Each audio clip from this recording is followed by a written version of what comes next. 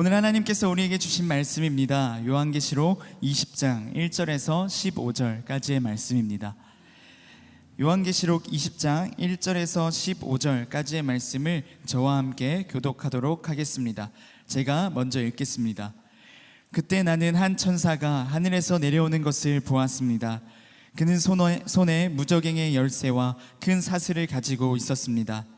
그는 용 곧 마귀이며 사탄인 옛 뱀을 붙잡아 1000년 동안 묶어 무저갱에 던져 잠그고 그 위에 봉인해 1000년이 차기까지 다시는 만국을 현혹하지 못하도록 했습니다. 이 이후에 그는 잠시 동안 풀려나야 할 것입니다. 또 내가 보좌들을 보니 그 위에 사람들이 앉았는데 심판할 권세가 그들에게 주어졌습니다. 그들은 예수의 증언과 하나님의 말씀으로 인해 목배임을 당한 사람들의 영혼들과 짐승과 그의 우상에게 경배하지 않고 자신들의 이마와 손에 표를 받지 않은 사람들입니다. 그들은 다시 살아나 그리스도와 함께 1000년 동안 통치했습니다. 나머지 죽은 사람들은 1000년이 차기까지 다시 살아나지 못했습니다. 이것이 첫째 부활입니다. 이 첫째 부활에 참여하는 사람은 복되고 거룩합니다. 이들에게는 둘째 사망이 아무 권세도 갖지 못합니다. 그들은 하나님과 그리스도의 제사장들이 돼 그와 함께 1000년 동안 통치할 것입니다. 1000년이 다 차면 사탄이 그 옥에서 풀려날 것입니다. 그는 옥에서 나와 땅의 사방에 있는 나라들 곧 곡과 마곡을 현혹해 전쟁을 위해 그들을 집결시킬 것입니다. 그들의 수는 바다의 모래알과 같을 것입니다. 그들은 평원으로 올라와 성도들의 진 곧 사랑받는 도성을 에워쌌습니다. 그러나 하늘에서 불이 내려와 그들을 삼켜버렸습니다. 그리고 그들을 현혹했던 마귀는 짐승과 거짓 예언자가 있는 불타는 유황못에 던져졌습니다. 그들은 영원토록 밤낮 고통을 당할 것입니다. 또 나는 희고 큰 보좌와 그 위에 앉으신 분을 보았습니다. 땅과 하늘이 그의 얼굴 앞에 사라지니 흔적도 찾아볼 수 없었습니다. 그리고 나는 큰 사람이든 작은 사람이든 죽은 사람들이 그 보좌 앞에 서 있는 것을 보았습니다. 책들이 펼쳐져 있는데 또 다른 책, 곧 생명의 책도 있었습니다. 죽은 사람들이 책들 안에 기록된 대로 심판을 받았는데 그 안에는 그들의 행위가 기록되어 있었습니다. 또 바다는 그 속에 있던 죽은 사람들을 내놓고 사망과 음부도 그 속에 있던 죽은 사람들을 내놓았습니다. 그리고 각 사람은 자기가 행한 것에 따라 심판을 받았습니다. 그리고 나서 사망과 음부도 불못에 던져졌습니다. 바로 둘째 사망 곧 불못입니다. 함께 읽겠습니다. 누구든지 그 이름이 생명책에 기록되지 않은 사람은 이 불못에 던져졌습니다. 아멘. 우리가 계속해서 요한계시록 말씀을 묵상하고 있습니다. 요한계시록 말씀 가운데 계속 심판에 대한 이야기가 나오니까 우리가 한 가지 오해할 수 있는데, 세상은 하나님께서 심판할 만큼 원래 악했는가라고 오해할 수 있습니다. 그런데 그렇지 않죠. 하나님께서 세상을 만드실 때는 함께 살아가기 행복한 세상, 선으로 가득 찬 세상을 창조하셨습니다. 창조하실 때 하나님께서 분명히 보시기 좋았더라 라고 말씀하시잖아요. 세상은 함께 살기에 굉장히 좋은 세상이었습니다. 사람을 만드시고 사람들에게 각자 다른 능력을 주신 것도 함께 아름다운 세상을 살아가게 하려는 하나님의 계획하심이었을 겁니다. 하나님의 문제가 아니라 항상 사람이 문제인 것이죠. 그 살기 좋은 땅 가운데 사람들이 욕심을 따라 살려고 하다 보니까 이 땅이 점점 망가지기 시작하는 거예요. 그런 세상 가운데 하나님의 방법을 따라 살아가지 않고 내게 주어진 능력을 가지고 오히려 나를 자랑하는 도구, 상대를 넘어뜨리는 도구로 사용하다 보니까 어느새 분명히 하나님은 우리가 생명의 길을 걸어가게끔 창조하셨는데 사람들은 스스로 선택하여 죽음의 여정을 걸어가게 된 것이죠.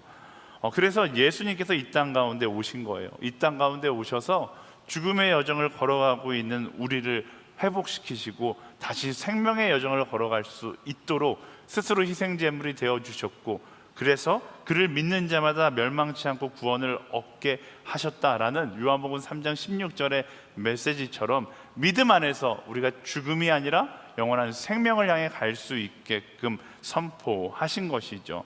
그래서 말씀이 이야기하는 것처럼 요한복음 3장 16절 보여주시겠어요?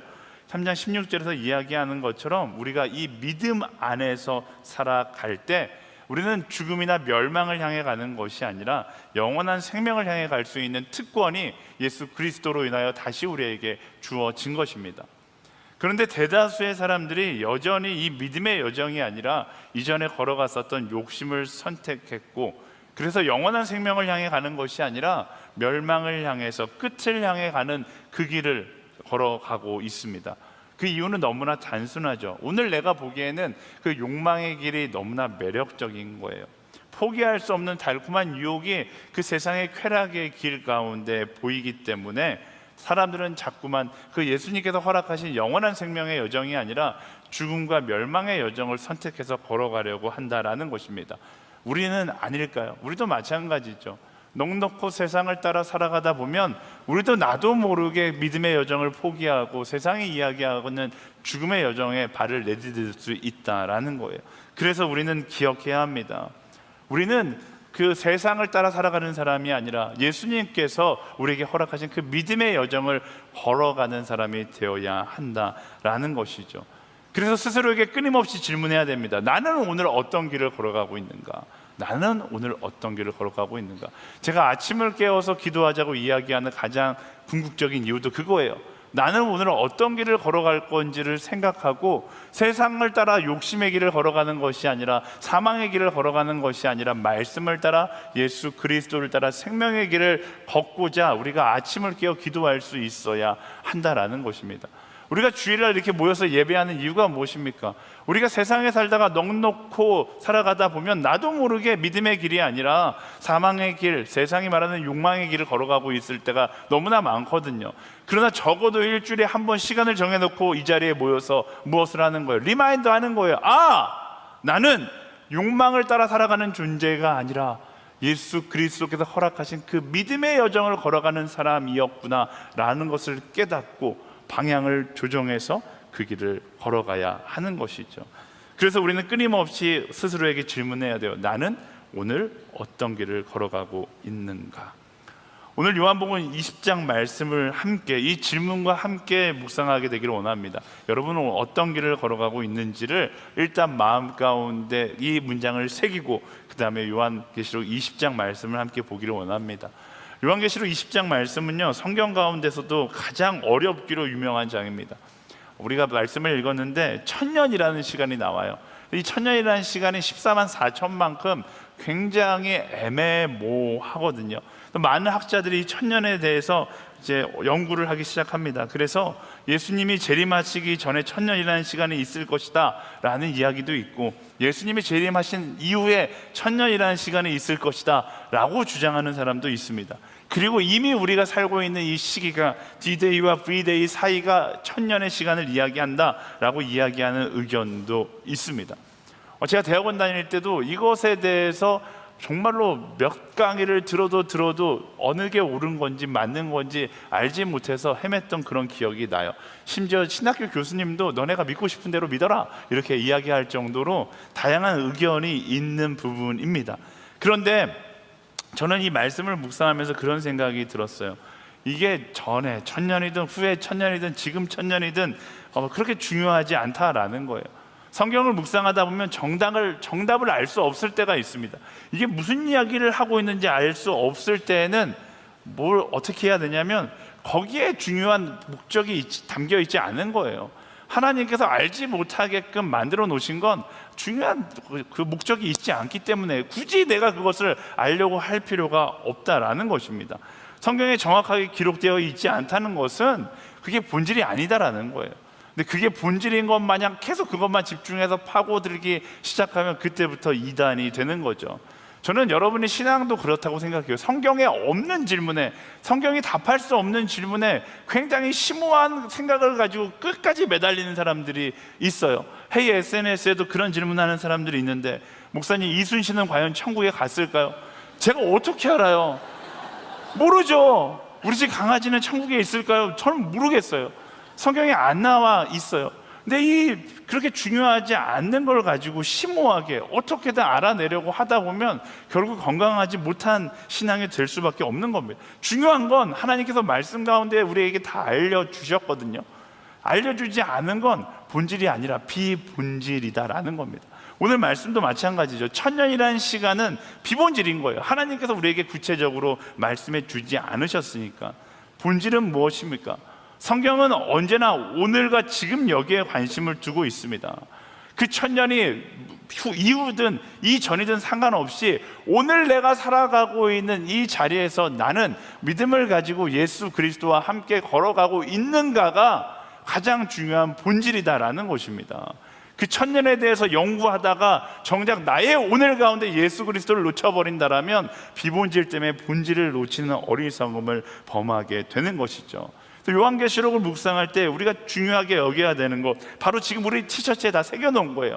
D-Day와 V-Day, 이제 예수님께서 부활하신 그날부터 다시 오실 그날, 이 사이 가운데 우리는 지금 예수 그리스도와 함께 살아가고 있는가? 이게 요한계시록의 핵심 메시지예요. 요한계시록 가운데 하나님께서 왜 이렇게 심판에 대한 이야기를 많이 하실까요? 이 D-Day와 V-Day 사이 가운데 죄악에 빠져 살아가는 것이 아니라 하나님과 동행하는 삶을 살아가라고 그렇게 말씀하시는 것이죠. 그 심판에 대해서 연구하기 이전에 먼저 오늘 내가 예수 그리스도와 함께 살아가고 있는지를 확인할 수 있어야 하는 것입니다. 그리고 내가 오늘 예수 그리스도와 함께 요한복음 3장 16절의 고백을 따라 살아가고 있다라면 그때부터는 비본질적인 것이 더 이상 의미가 없게 되는 것이죠. 본질적인 그 믿음을 가지고 그리스도와 날마다 동행하며 나아가는 삶, 그게 바로 그리스도인의 모습인 것입니다. 아멘. 우리 옆 사람에게 선포하겠습니다. 본질적으로 살지어다. 아멘. 사람들은 이 본질적인 것에 귀 기울이지 않고 비본질적인 것에 자꾸만 마음을 빼앗깁니다. 세상의 쾌락, 세상의 인정, 세상의 성공, 그러다 보니까 그 쾌락에 빠지다 보니까 가장 본질 대신 하나님을 인생 가운데 지워버리는 실수를 하게 된 것이죠. 그리고 그렇게 인생 가운데 하나님의 자리가 사라져 버리면 어떻게 된다? 오늘 말씀이 그것을 이야기합니다. 7절과 8절 말씀 함께 읽어볼까요? 시작. 천년이 다 차면 사탄이 그 옥에서 풀려날 것입니다. 그는 옥에서 나와 땅의 사방에 있는 나라들 곧 곡과 마곡을 현혹해 전쟁을 위해 그들을 집결시킬 것입니다. 그들의 수는 바다의 모래알과 같을 것입니다. 아멘. 천년인데 여기 또 천년이 나와요. 이 천년이 다 차는 게 무엇을 의미하는가? 근데 이것 또한 중요하지 않습니다. 천년이 다 찬 후에 어떤 일이 일어나는가를 보면 사탄이 그 옥에서 풀려난다고 이야기하잖아요. 그리고 뭘 해요? 진리의 편에 서지 않은 다른 사람들을 현혹해서 전쟁을 위해 그들을 집결한다라고 이야기합니다. 그런데 하나님을 잃어버린 채 비본질에 빠져 세상을 쫓아 살아갔던 사람들이 얼마큼 된다라고 이야기하냐면 말씀에 보면 바다의 모래알과 같다라고 이야기해요. 진리를 쫓아가는 사람은 소수이고 진리를 외면한 채 세상을 따라 살아가는 사람은 다수, 바다의 모래알과 같은 사람이 될 것이다. 그것을 이야기하고 있는 것이죠. 이 천년이 언제인 줄은 알지 못하지만 저는 이 천년을 볼 때마다 오늘의 시대가 자꾸만 오버랩되는 것을 느낍니다. 진리를 쫓아다니는 사람은 점점 소수, 예수 그리스도를 따라가는 사람은 소수가 되고 세상을 따라 자기를 믿고 살아가는 사람은 다수가 되어가는 오늘의 모습이 바로 이 말씀 가운데서 이야기하는 그런 모습인 것이죠. 말씀 가운데 한 곳에 모여서 집결해 있는 바다의 모래알과 같은 사람들은 어떤 모습을 보일까요? 자신만만하겠죠. 저들은 소수고 나는 다수기 때문에 이 전쟁 가운데 승리는 우리의 것이다라고 생각할 것입니다. 그러나 중요한 것은 다수가 권력이 되었지만 진리는 그 다수를 절대로 두려워하지 않는다라는 것입니다. 진리는 다수를 두려워하지 않아요. 여러분 시험 볼 때 기억하세요? 고등학교 때 시험 보고 나면 꼭 선생님이 답안지를 주시기 전에 자기들끼리 채점을 합니다. 그리고서 뭔가 애매모호한 문제가 나와요. 근데 나는 정답은 4번인 것 같은 나는 3번이라고 썼어요. 3번인지 4번인지 헷갈리기 시작하면 꼭 이럴 때 미련한 친구들은 뭘 합니까? 자기와 함께 탈 동지들을 구하죠. 야, 3번 쓴 사람, 3번 쓴 사람이 반에서 대다수다. 그럼 그때부터 3번이 정답인 것처럼 3번 이러면서 좋아하면서 가요. 근데 그런다고 해서 정답이 바뀝니까? 그렇지 않죠.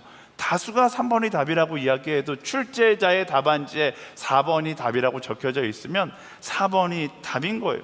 마찬가지예요. 이 땅에서의 출제자는 하나님이십니다. 하나님이 기준인 거예요. 내가 그 기준을 정할 수 없어요. 내가 이것이 답이라고 아무리 이야기해도 하나님께서 말씀 가운데 이것이 답이다, 이것이 진리다, 예수 그리스도가 진리다 라고 말씀하시면 그게 진리가 되는 것입니다. 그런데 세상은 착각해요. 자신이 세상의 주인이라고 생각하고 스스로 답을 정하고 그것을 정답이라고 주장하며 살아갑니다. 그리고 똑같이 나의 생각과 공감하고 있는 사람들을 모아서 편을 만들고 그것이 다수가 되면 오늘부터 이게 정답이야 라고 주장하는 그런 일들이 세상 가운데 일어나고 있죠. 그게 포스트 모더니즘 시대의 가장 큰 특징이잖아요. 근데 진리는 그렇지 않아요. 고집 부린다고 해서 그것이 답이 될 수 없는 것입니다. 다수가 그것이 옳다고 이야기해도 진리는 절대로 외면되지 않는다라는 거예요. 여러분, 진리는요 언제나 단순하고 명쾌합니다. 우리가 자꾸만 진리를 쫓아 살아가지 않으면 우리의 삶이 복잡해질 수밖에 없어요. 여러분, 시험 문제를 볼 때 틀린 답은 오답은 찍을 때도 기술이 있잖아요. 찍는 기술 중에 선생님이 저에게 항상 알려주셨던 것은 일단 말이 길면 오답일 가능성이 높다라는 거였거든요. 그렇잖아요. 자꾸만 말을 만들어야 되니까 그게 오답이 될 가능성이 굉장히 많은 거죠. 우리 인생도 마찬가지예요. 우리가 진리를 쫓아가지 않으면 우리 인생 가운데 자꾸만 복잡한 일들이 생겨나기 시작합니다. 우리 인생 가운데 자꾸만 핑계대고 자꾸만 합리화할 것들이 생겨나기 시작하는 거예요. 그냥 단순하게 쫓아가는 것이 아니라 자꾸만 생각하게 되고 무언가를 고민하게 되는 것. 그래서 우리가 어떤 선택의 기로에서 깊은 고민에 빠져 있다라면 여러분 조심해야 됩니다. 왜? 내가 진리를 외면한 채 나의 생각을 쫓아 살아가기를 원하고 있기 때문에 그때를 가장 주의할 수 있어야 하는 겁니다. 말씀을 보세요. 진리는 언제나 단순하고 명쾌합니다. 사단의 속임수에 넘어가지 않고 마지막까지 진리의 편에 선 사람이 될 수 있어야 한다라는 것이죠. 그런데 사단은 그런 우리를, 진리의 편에 선 우리를 가만히 놔두지 않습니다. 일단 분위기를 조성하기 시작해요. 말씀 볼까요? 9절 말씀 함께 보겠습니다. 9절 말씀 시작. 그들은 평원으로 올라와 성도들의 진 곧 사랑받는 도성을 에워쌌습니다. 네, 사단과 그를 따르는 모래알과 같은 사람들은 뭘 했다고 이야기해요? 평원으로 올라와 성도들의 진을 에워쌌다라고 이야기합니다. 그들은 다수기 때문에, 그리고 성도들은 소수기 때문에. 이 장면을 생각해 보면 엄청난 위압감이 있었을 겁니다. 성도들을 둘러싼 사람들은 승리한 것처럼 승리에 도취되어 있을 거예요. 자신들은 다수의 편에 서 있고 진리의 사람들은 소수이기 때문에 저들만 정복하면 이제 우리가 세상을 정복한다라고 생각하고 있을 수 있을 겁니다. 그런데 이 상황 가운데 영화의 한 장면처럼 엄청난 반전이 단 한순간 일어납니다. 9절과 10절 말씀 읽어볼까요? 시작. 그러나 하늘에서 불이 내려와 그들을 삼켜버렸습니다. 그리고 그들을 현혹했던 마귀는 짐승과 거짓 예언자가 있는 불타는 유황못에 던져졌습니다. 그들은 영원토록 밤낮 고통을 당할 것입니다. 한순간에 역전이 일어나죠. 하늘에서 불이 내려와 그들을 삼켜버리고 그들을 부추기고 있던 마귀는 유황못에 던짐을 당하게 되어 영원토록 밤낮 고통을 당하게 된다라고 이야기합니다. 이 장면에서 우리는 무엇을 알 수 있습니까? 진리는 분위기를 따지지 않는다라는 거예요. 아무리 상대가 엄청난 압박감으로 나를 위협한다 할지라도 위축되지 않는다라는 것입니다. 왜? 내가 진리를 품었다라는 것을 알기 때문에 그렇죠. 여러분, 여러분들이 정말로 아주 좋은 명품백을 가지고 있다라고 생각해 보세요. 근데 명품백을 가지고 길을 걸어가는데 내 친구가 아무리 봐도 짝퉁 같은 백을 들고서 나타났어요. 그런데 주변에 친구들이 막 와서 야, 내가 들고 있는 명품백은 가짜라고 이야기하고 친구가 들고 있는 명품백은 진짜라고 막 조롱하기 시작하면서 분위기를 이상하게 만들어요. 그렇다고 해서 진짜 명품백을 들고 있는 내가 위축되는가? 그렇지 않죠. 너희가 아무리 이게 짝퉁이라고 이야기해도 이건 확실히 명품이기 때문에 위축되지 않는 거잖아요. 마찬가지예요. 진리를 향한 세상의 공격이 아무리 거세고 아무리 위협적이라 할지라도 우리는 위축될 필요가 없습니다. 왜? 우리는 V-Day, 승리를 선포하신 그 예수 그리스도를 만나기 위해 나아가는 사람들이기 때문에 그렇습니다. 그리고 그 선포에는 절대로 사단의 역전승을 허락하지 않는다 라는 것이 기입되어 있는 것입니다. 그래서 어떤 상황이라 할지라도, 어떤 분위기라 할지라도 우리는 두려워할 필요가 없는 거죠. 물론 때로는 반대 진영이 승리하는 것처럼 보일 수 있습니다. 악이 승리하는 것처럼 보이고, 진리의 편에 서 있으면 왠지 모르게 내가 바보가 된 것처럼 느껴질 수 있습니다. 근데 그것 또한 다 사단의 작전이라는 것을 기억하고 진리를 포기하지 않는 한 사람이 될 수 있어야 하는 것이죠. 오히려 그 앞에서 더 당당하게 서 있을 수 있는 사람, 그로 인하여 나는 소수고 그들은 다수라 할지라도 그 다수를 떨게 만들 수 있는 한 사람이 되는 것, 그게 바로 빅토리 데이, 승리의 날을 향하여 나아가는 그리스도인의 모습이다라는 것입니다. 사랑하는 여러분, 세상 앞에서 떨지 마십시오. 진리를 품은 자답게 당당하게 나아갈 수 있는 우리 모두가 되기를 예수님의 이름으로 축원합니다. 우리 옆 사람에게 선포하겠습니다. 진리를 품은 자 당당할지어다. 아멘. 제가 이 설교를 준비하면서 오래전에 봤던 영화, 단편 영화 하나가 생각났어요. 얼터네이티브 매스라는 영화인데 굉장히 재미있었거든요. 그래서 제가 이 단편 영화를 조금 같이 볼 수 있으면 좋겠다 해서 제가 제작자에게 메일을 보냈으나 답메일이 없어서 일단 먼저 보고서 나중에 허락을 받으려고 합니다. 네. 조금 약간 편집, 조금 짧은 시간에 보려고 한 3분 정도로 편집을 했는데, 지금 제가 이야기했던 설교 내용들이 현실적으로 아주 잘 담겨져 있는 영화라서 제가 여러분들과 좀 나누고 싶어서 가져왔습니다. 잠깐 영화 함께 보고서 이야기하겠습니다.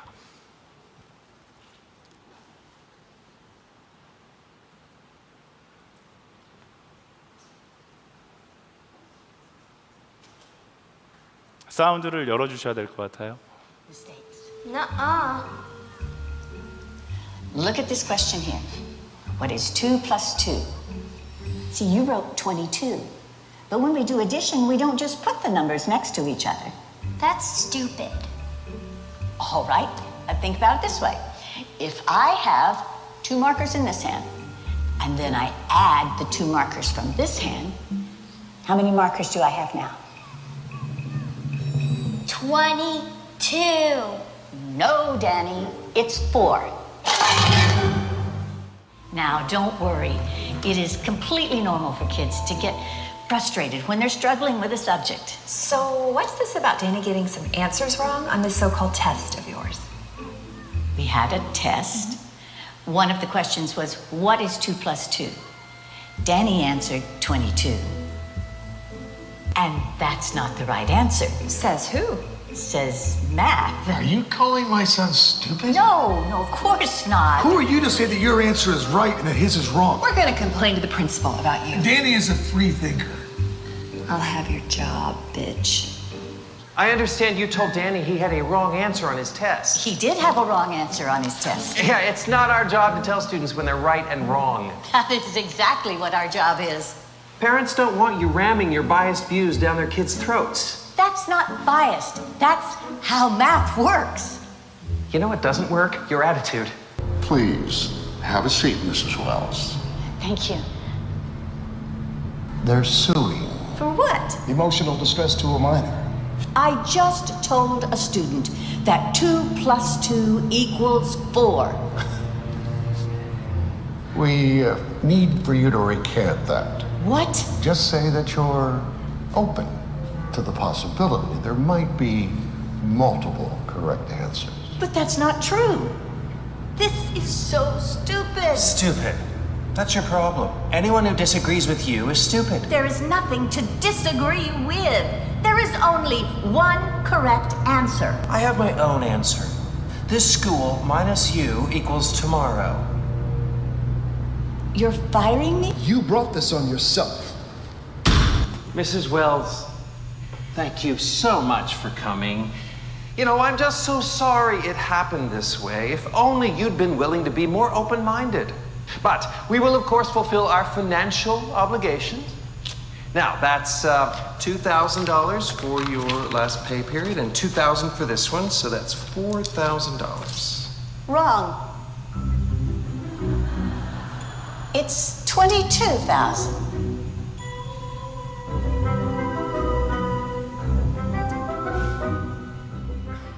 네, 황당한 영화죠.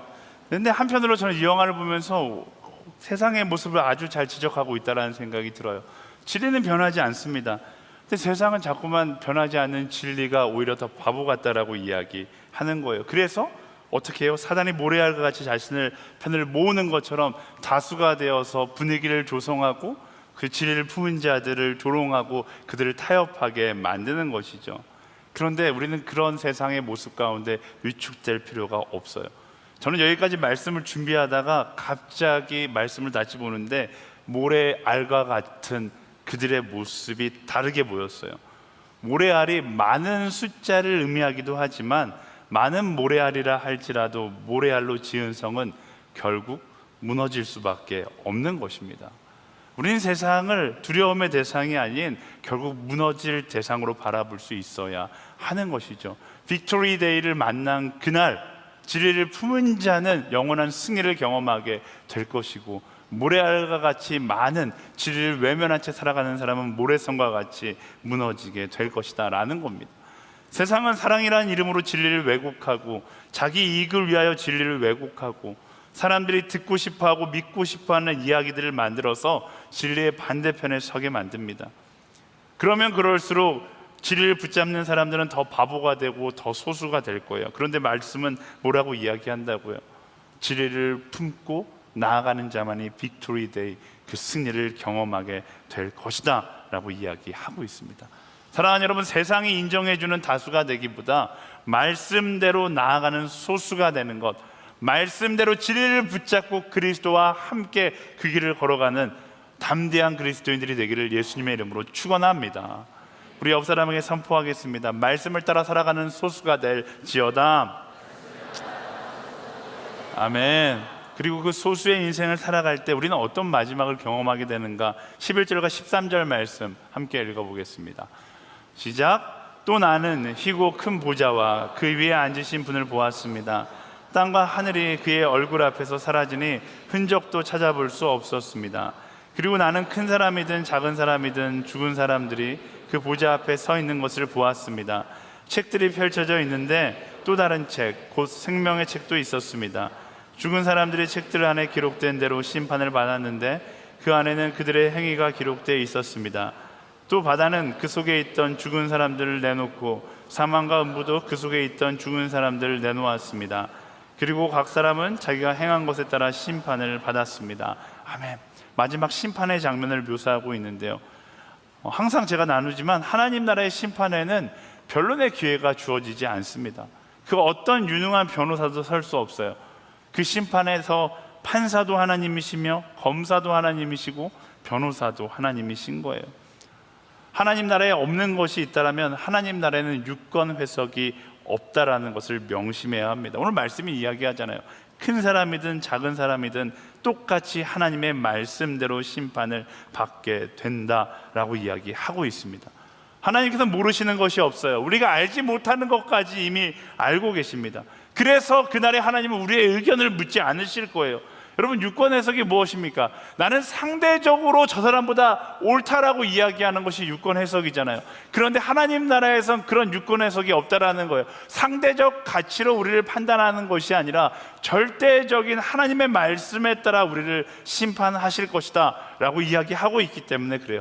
그리고 하나님 나라의 기준은 오직 한 가지인데 단호하게 이야기하고 있는 그 기준 한 가지가 무엇인가? 15절 말씀 함께 읽어볼까요? 시작. 누구든지 그 이름이 생명책에 기록되지 않은 사람은 이 불못에 던져졌습니다. 생명책에 이름이 기록되지 않는다라면 불못에 던져짐을 받는다라고 이야기합니다. 그렇다면 그 생명책에 이름이 기록된 사람은 누구입니까? 다시 원점으로 돌아와서 요한복음 3장 16절, 하나님이 세상을 이처럼 사랑하사 독생자를 주셨으니 이는 저를 믿는 자마다 멸망치 않고 영원한 생명을 얻는 그 생명책에 이름이 기록되는 거죠. 예수 그리스도를 믿고 그 믿음을 따라 살아가는 자들의 이름이 생명책에 기록되어 있고 마지막 날 그 이름이 부름 받을 것이다 라고 이야기하고 있습니다. 사랑하는 여러분, 마지막 날에는 아무리 말로 설명해도 의미가 없어요. 내가 남들보다 선하게 살아왔습니다. 내가 착한 인생을 살아왔습니다. 내가 남들보다는, 쟤보다는 선하지 않습니까? 그러나 말씀은 뭐라고 이야기합니까? 말씀하신 대로 심판받게 될 것이다. 예수 그리스도를 믿는 그 믿음 안에서 살지 않는다라면 우리 이름을 알지 못한다라고 말씀하시겠다라고 이야기하는 것입니다. 그렇다면 승리의 그날을 향하여 나아가는 우리는 어떤 삶을 살아가야 하는 것인가? 예수 그리스도를 믿는 믿음으로 살아가는 삶을 살아가야 하는 것이죠. 내가 원하는 답을 쫓아 살아가는 사람이 아닙니다. 사람들이 이야기하는 정답을 쫓아 살아가는 사람들이 아닙니다. 우리는 말씀이 이야기하는 답을 쫓아 살아가는 사람이고 예수님께서 걸어가신 그 길을 따라 걸어가는 사람들인 거예요. 여러분의 선택의 기준이 세상에 있지 않게 되기를 소망합니다. What would Jesus do? 예수님이라면 어떤 길을 걸어가셨을까? 예수님이라면 어떤 선택을 하셨을까? 그것을 고민하고 그 선택을 하는 믿음 가운데 살아가는 우리 모두가 되기를 예수님의 이름으로 축원합니다. 아멘. 우리 옆 사람에게 선포하겠습니다. 예수님을 따라 선택할지어다. 아멘. 저는 제 인생 가운데 What would Jesus do? 이 질문이 너무 깊게 새겨져 있다고 생각해요. 그리고 정말로 인생이 복잡하다고 느껴질 때 이 WWJD를 떠올리면 인생이 명쾌해지기 시작하거든요. 제가 말씀드렸잖아요. 우리 인생이 왜 복잡하다고요? 하나님의 뜻과 나의 뜻 가운데 갈팡질팡하다 보니까 인생이 복잡해지기 시작하는 거예요. 나의 뜻을 지우고 What would Jesus do? 예수님의 뜻을 선택할 때 우리 인생은 단순하고 명쾌해지게 되어 있습니다. 여러분, 너무 고민이 많이 될 때, 선택의 기로에 서서 갈팡질팡할 때 나의 생각을 내려놓고 예수님의 생각을 선택하는 그런 용기를 가져보세요. 그럼 여러분의 인생이 심플하고 진리를 품은 자답게 명쾌해지는 것을 경험하게 되는 것입니다. 아멘. 우리 옆 사람에게 선포하겠습니다. 진리로 단순해질지어다. 아멘. 이쯤 되면 한 가지 이야기를 제가 해야 되는데 해야 되나 말아야 되나 고민하지만 어쨌든 하겠습니다. 여름 아울리치도 마찬가지예요. 여름 아울리치 갑시다 이런 순간 지금 마음 가운데 엄청난 고민이 떠오르는 사람들이 있을 겁니다. 어떤 사람은 가야지 라고 생각하고, 어떤 사람들은 제가 모두를 이야기하는 거네요. 어떤 사람은 이렇게 침묵을 지키시는 분들이 있을 거예요. 이 침묵이 무엇을 의미합니까? 가지 말아야 될 이유를 찾고자 하는 침묵인 거잖아요. 그럴 때 그 침묵에 던져야 될 문장이 뭐라고요? What would Jesus do? 예수님은 뭐라고 말씀하셨을까요? 특별히 가지 말아야 될 이유가 없다라면 예수님의 선택을 따라 우리 여름 사랑할 수 있는 그 여정을 걸어가 보세요. 그리고 그 선택으로 인하여 여러분의 인생 가운데 풍성한 하나님의 은혜가 경험될 줄 믿습니다. 우리 옆 사람에게 선포하겠습니다. 예수님과 함께 아울리치 갈지어다. 아멘. 네, 말씀을 정리하겠습니다. 우리는 지금 D-Day와 V-Day 사이를 살아가고 있습니다. 예수님께서 우리를 위해 십자가에 못 박혀 죽으시고 부활하시고 다시 오시겠다라고 말씀하셨어요. 이 D-Day와 V-Day 가운데 우리는 무엇을 쫓아 살아가야 합니까? 답은 너무나 명쾌하게 이야기해요. 예수님을 따라가는 거예요. 그 십자가를 믿는 믿음 안에서의 여정을 살아가야 하는 것입니다. 그게 승리의 빅토리 데이를 향해 가는 우리의 여정인 것입니다. 그렇지 않고 우리의 욕망을 따라간다면 우리는 V-Day가 아니라 다시 D-Day, Defeat, Death, 죽음의 날, 끝나는 패배의 날을 향해 걸어갈 수밖에 없는 것입니다. 승리를 선포하신 예수 그리스도를 따라 V-Day를 향하여 나아갈 수 있는 그런 SNS의 모든 청년들이 되기를 예수님의 이름으로 축원합니다. 승리의 그날로 우리를 초청하신 하나님께 우리 감사와 영광의 박수 함께 드리겠습니다.